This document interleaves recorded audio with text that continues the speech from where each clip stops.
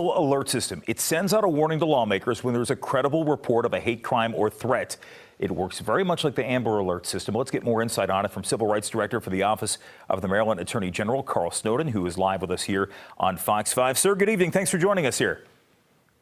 Good afternoon. I'm the former Civil Rights Director for the Office of the Maryland Attorney General, and we did today launch our privately funded Emmett Till alert system. And explain to me how this works, because in what circumstance would you deploy this system? Well, first, let me just quickly say that this system is named after Emmett Till, who 67 years ago was murdered by white supremacists in Mississippi. So what would happen is when there are hate crimes, and there have been many hate crimes in the state of Maryland, we have put together an alert system that when a hate crime takes place, every Black elected official in the state of Maryland will be notified.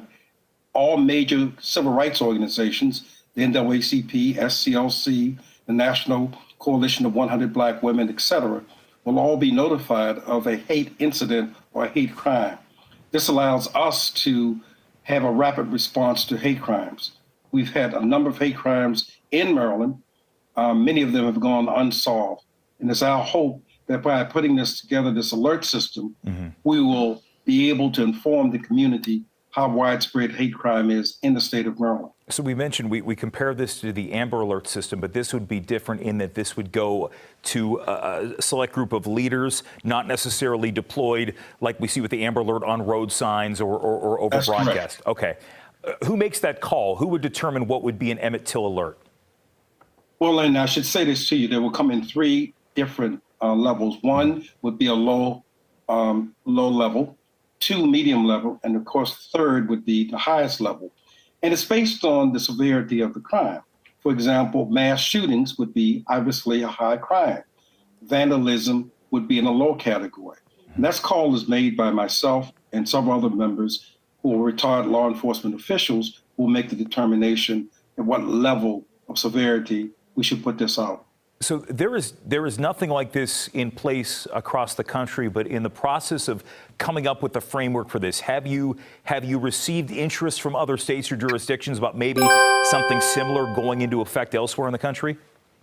I predict that within a year, what we have started in Maryland will be something that will take off nationally. There'll be states that will do it, and national organizations will put it in place. Let me just quickly say that for a viewing audience, many have forgotten that very recently in Buffalo, New York, 10 elderly Black people going shopping in Buffalo, New York did not come back home. FBI Director Christopher Wray has said the most serious threat to domestic security is white supremacy. We think that you need to take these threats very seriously. We're getting our community prepared because we think what's coming is not going to be nice. Mr. Snowden, I have one last question, and if you can respond quickly. We mentioned the circumstances in which this would be deployed. We had incidents in Baltimore where there were elderly Korean people beaten up by a cinder block. Is this confined to the African-American community, or would this be for all incidents of hate across the state of Maryland? For all instances of hate crime. It's really focused on people of color who have many times been the victim, and Asians fall in that category. Carl Snowden, sir, thank you for joining us, giving us some insight on this. This month, August represents two very significant events that have happened in the history of African Americans. During the month of August in 1955, a 14-year-old teenager by the name of Emmett Till was murdered, August 28th, 1955. In response to his murder, civil rights leaders of that era held what was called the March on Washington in 1963. It took place 8 years to the day that Emmett Till was murdered. Emmett Till's murder became the catalyst for a new civil rights movement. Mrs. Till, the mother of Emmett Till, spoke at a funeral, her son, and during the funeral, she said, after being advised by a mortician, neighbors, clergy, and others, that because Emmett Till's body was so mutilated, that it would be better to have this as a closed casket, a closed casket funeral. And 90% of the meeting, Emmett Till's casket was closed. But at the very end, just before the Reverend was going to give the eulogy, she came back to the podium, opened up the casket, and said, "I want America to see what they did to my baby." That one act, captured by then Jet Magazine and Ebony, of this mutilated body, inspired a whole new generation of people who said enough is enough.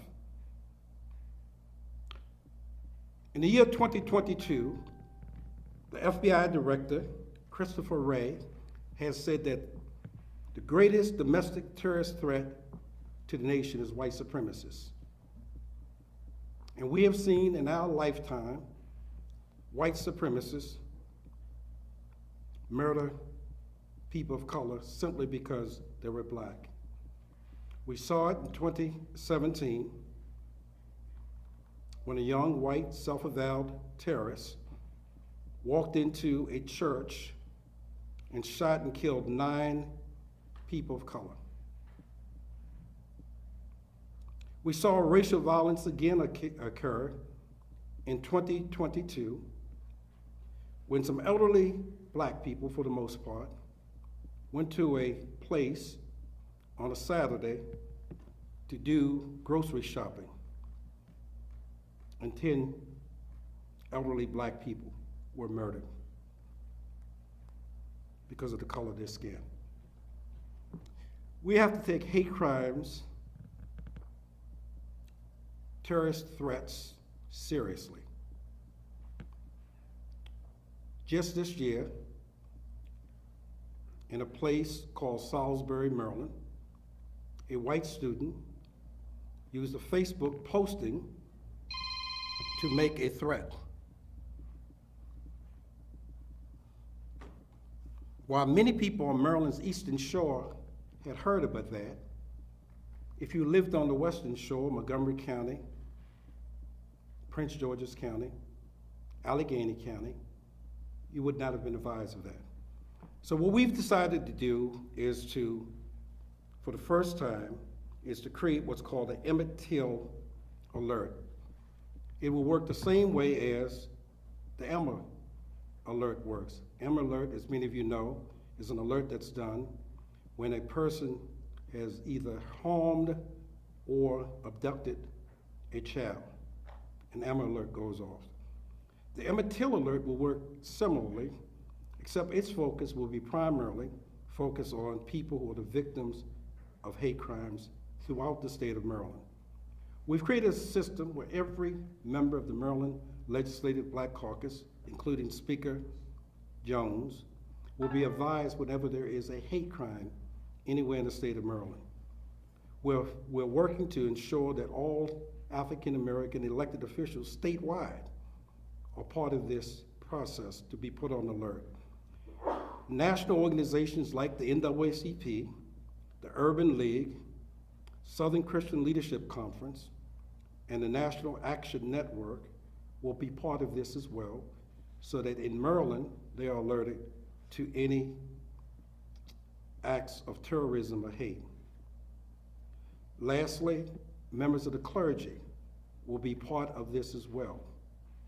This is a private funded system. We're using private funds to do it. We have today in the audience several people who actually have contributed to making this a reality, and they will be acknowledged by Apostle Palmer when he comes forward to speak.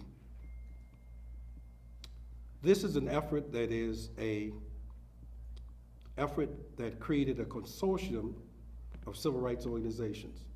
So the United Black Clergy, the NAACP, the National Coalition for 100 Black Women, the Deltas, Connecting the Dots, CAS, and other civil rights groups have all agreed to be part of this particular effort.